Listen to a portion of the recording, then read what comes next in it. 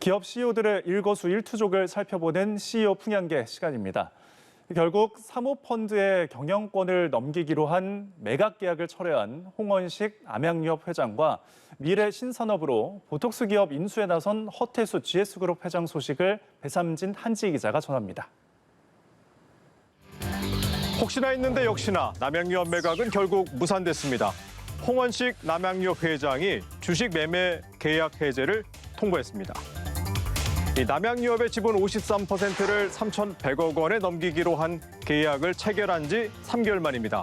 홍 회장은 계약금을 한 푼도 받지 않았고 계약 내용도 일방적인 불평등한 계약이라고 주장하고 있죠. 이 두 아들의 지위 보장과 프리미엄 아이스크림 브랜드 백미당의 분할 등 이면 계약 논란도 있었는데 부인했습니다. 이 계약이 깨진 책임이 사모펀드 한앤코 컴퍼니에 있다는 얘기입니다. 법적 공방으로 번지게 됐죠. 이런 사례가 흔치 않은 만큼 욕을 먹긴 해도 양자 간 사적 계약이라 파기하면 그만이란 시각도 있습니다. 주가가 올랐는데 헐값 매각했다는 아쉬움 때문인가요? 그런데 이 추락한 소비자 신뢰 회복은 어떻게 가능할까요? GS그룹이 국내 1위 보톡스 업체 휴재를 인수했습니다. 허태수 회장의 투자 경력 DNA가 살아났다는 평가입니다. GS 컨소시엄이 베인캐피털로부터 지분 46.9%를 약 1조 7,240억 원에 인수하는 계약을 체결했습니다. 허 회장은 GS그룹이 바이오 산업 다각화를 통해 미래 신사업을 더욱 확장해 나가겠다고 밝혔습니다. 허 회장은 변화를 위해서는 외부 파트너와도 적극 협력해야 한다고 강조를 했는데 이번 투자는 허 회장의 이력과도 맞닿아 있죠. 지난해 취임한 허 회장은 LG투자증권 런던 법인장과 IB 사업부 총괄을 지냈습니다.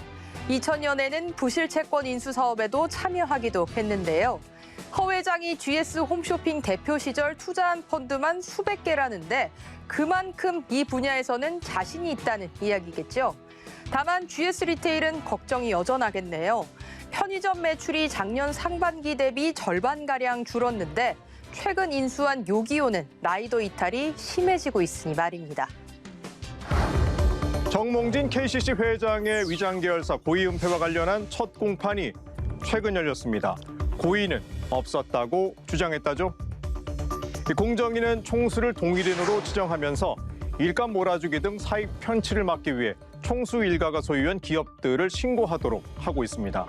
정 회장은 2016년에서 2017년 대기업 집단 지정을 위한 자료를 제출하면서 차명 소유 회사와 친족이 지분 100%를 가진 납품업체 9곳의 정보를 숨긴 혐의를 받고 있습니다.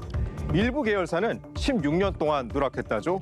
이 검찰은 애초 벌금 1억 원의 약식 기소했는데 법원은 사안이 중대하다며 정식 재판으로 전환했습니다.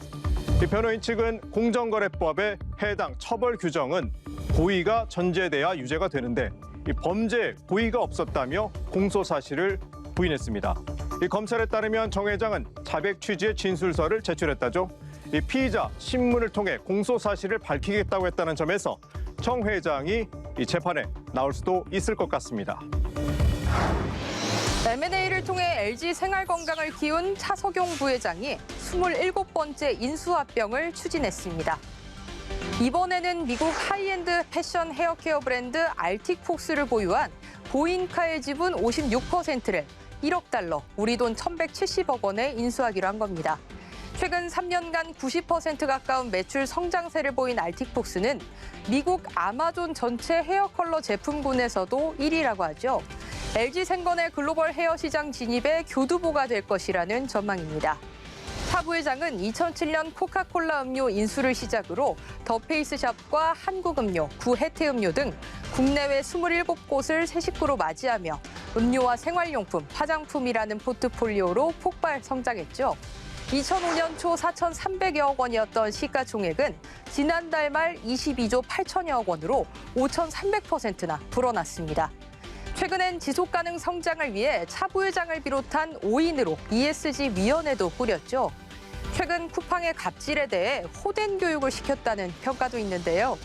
해묵은 잃을 수 있지만 10년 된 가습기 살균제 문제는 여전히 책임지지 못하고 있다는 지적에 대해서 어떤 답을 가지고 있을까요?